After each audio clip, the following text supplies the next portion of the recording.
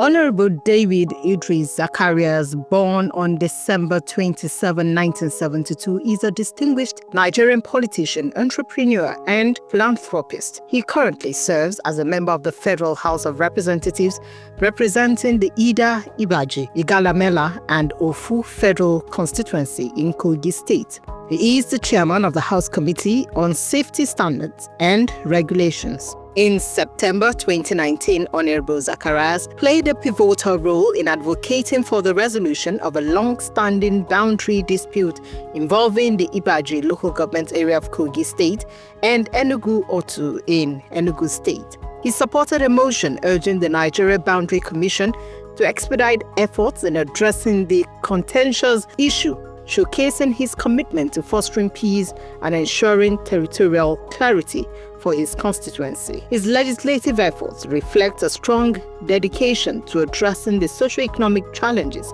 faced by his constituents while promoting unity and progress within his community. Honorable Zacharias holds a bachelor's degree in business administration from the University of Abuja. He later obtained a master's degree in public administration from the same institution, equipping him with the knowledge and skills to excel in both business and governance. Outside his political career, Honorable Zacharias is a successful businessman with a significant interest in real estate. His vision for sustainable development in the real estate sector demonstrates his entrepreneurial spirit and ability to drive impactful change. His ventures reflect a commitment to excellence and innovation in business. His business acumen has not only led to the success of his ventures, but also provided opportunities for job creation and capacity building. Honorable Zacharias is also the founder of the David Zacharias Foundation. The foundation is dedicated to improving the lives of underserved communities through initiatives in education, healthcare, and poverty alleviation. Known for his dynamic leadership and unwavering commitment to public service, Honorable Zacharias is a figure who balances political, business, and humanitarian interests effectively. Honorable David Idris Zacharias remains a beacon of hope and a model of selfless service, leveraging his influence to uplift lives and promote sustainable development.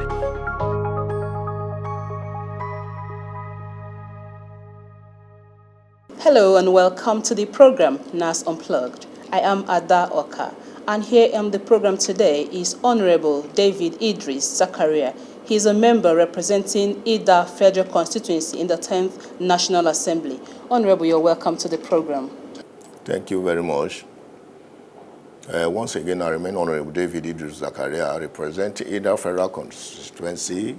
I'm from Kogi State, and to the glory of God, Chairman, Safety Standards and Regulations.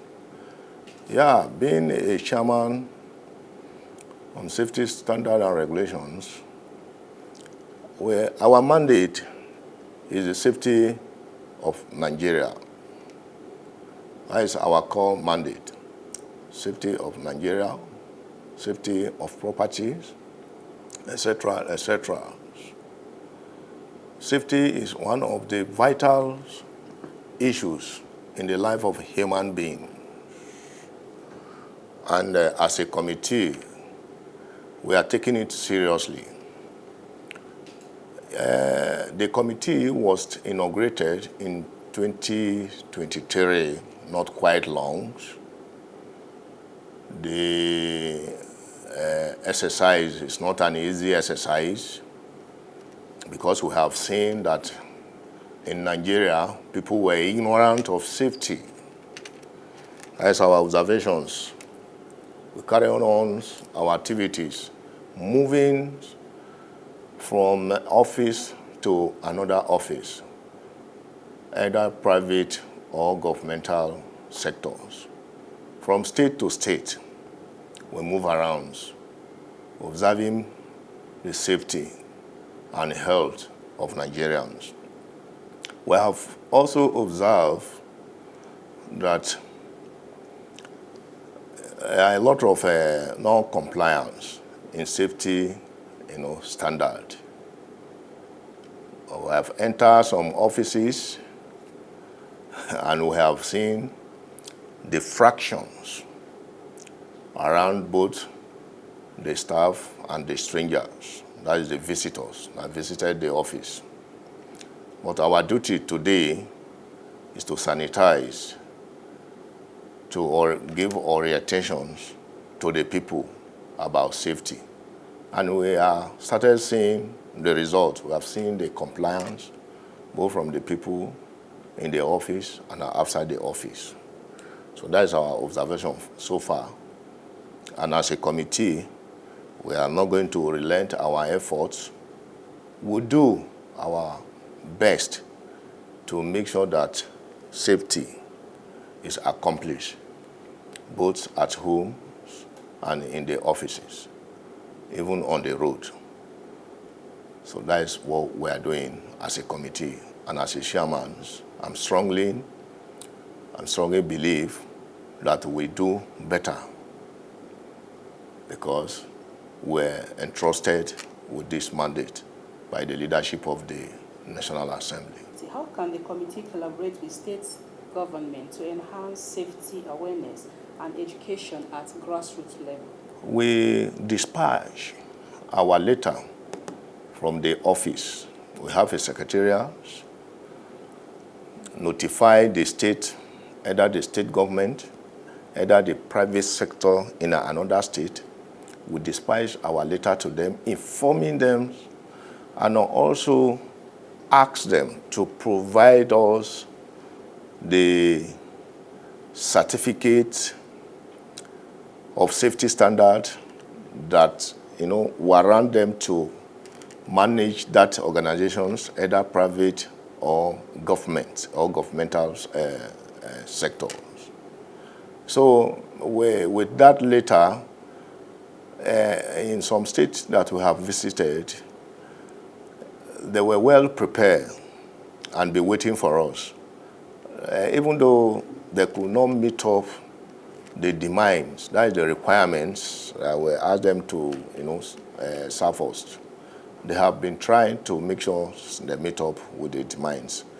And after we have gone through all their submissions, the next steps that the committee usually do is to give them orientation, create an environment for them to understand what safety is all about. And we are moving around with safety professionals. We have a consultant, the committee have a consultant that stands to teach. We do thorough teaching,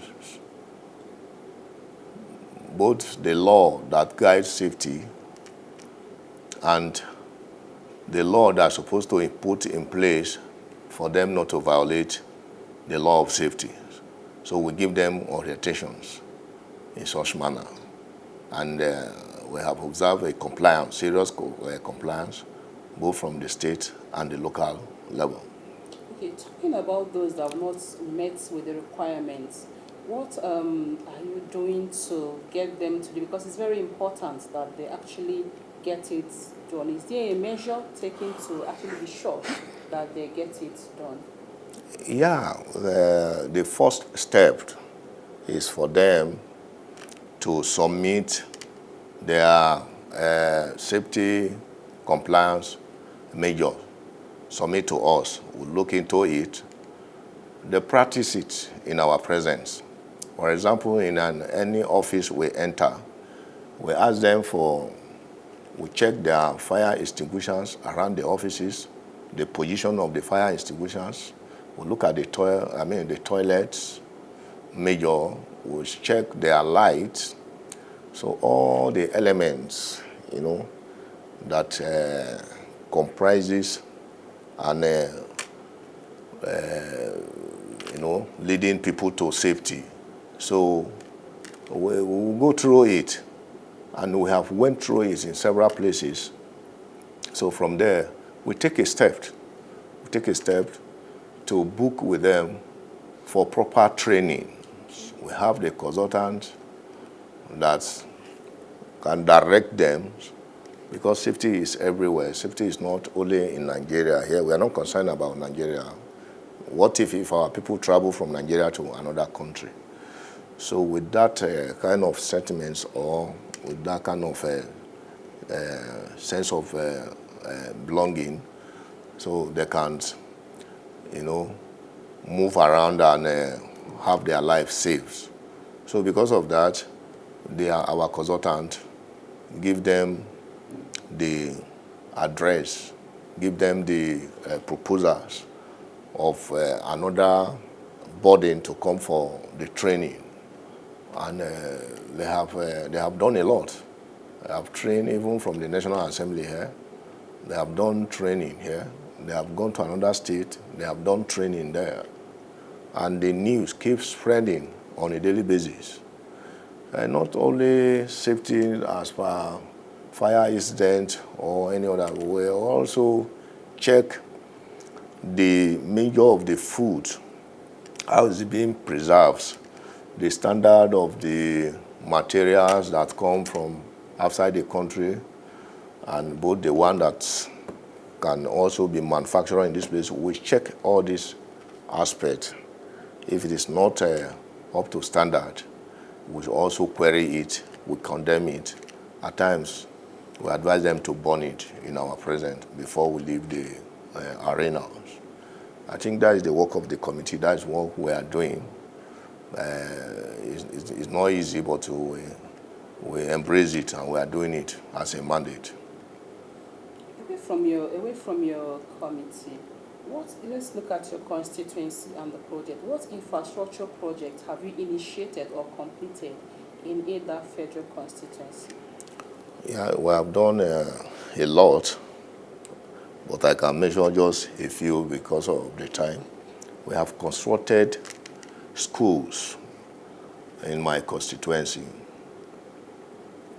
like almost 4 to 5, different locations. We have done that. We have constructed roads, both tar roads or untarred roads. We have done like that across my constituency. We have also renovated some hospitals around my constituency. These are a lot of things that we have done as per infrastructures within my constituency, just to mention but a few. We have also drilled a lot of boreholes, in many communities around my constituency. Up till now, as we're talking, there water, potable water for my constituents, and they are very happy with it. They are there drinking the water that have made life easy for all of them. So these are things around the infrastructures that we have done. Yes. Insecurity has been a major challenge in Nigeria as a country, and in either federal constituency also. So what have you done in your capacity to help the people? In my constituency, it's something that I know how to do it. Number one, this is my area, this is my terrain. I know the terrain very well. The young men around that place today, they are either my classmates in primary school, secondary school, high institution, like that, or we met in one occasions or the others. So we know ourselves very well. So I have used that standing, I have used that element to tackle the insecurity issues in my land.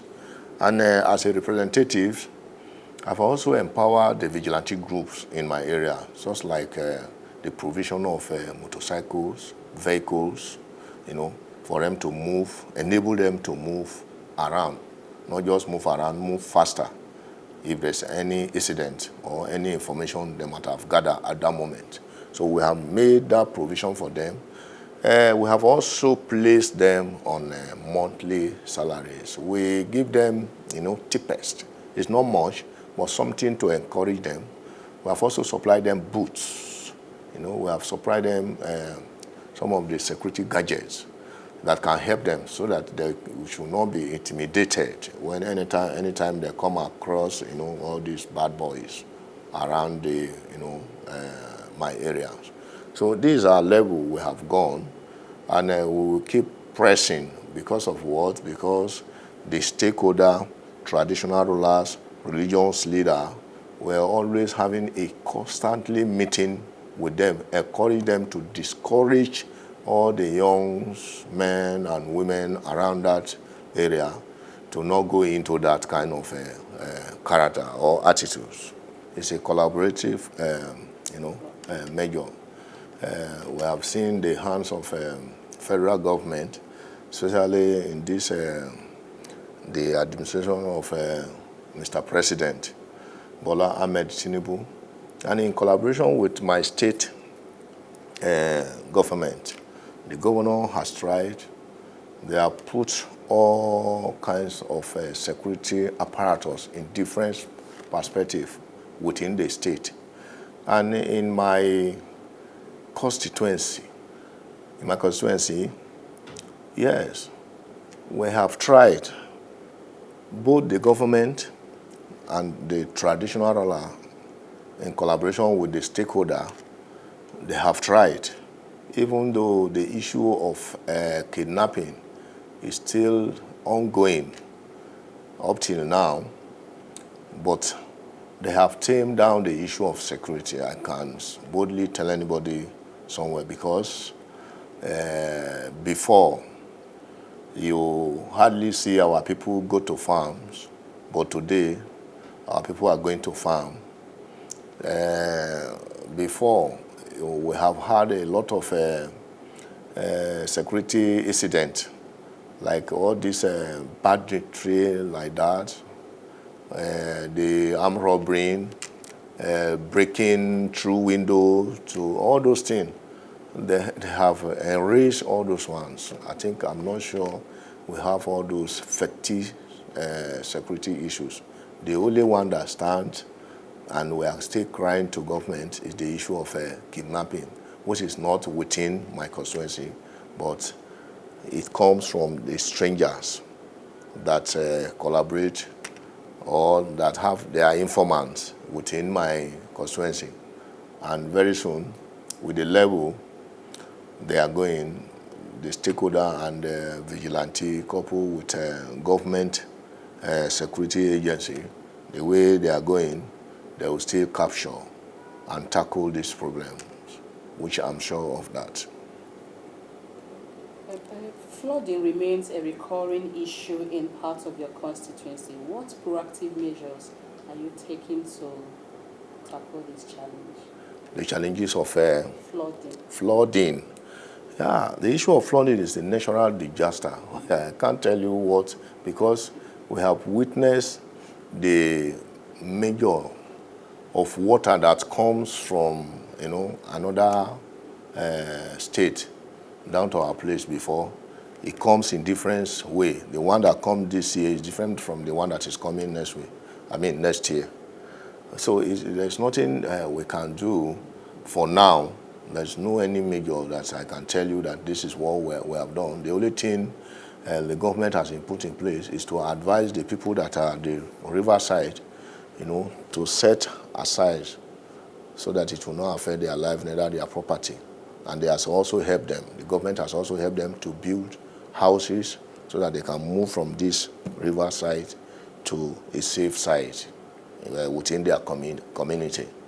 I think that is the only advice government is giving, and we as an individual, we are also advising ourselves, because we're talking of flood, we cannot stop it.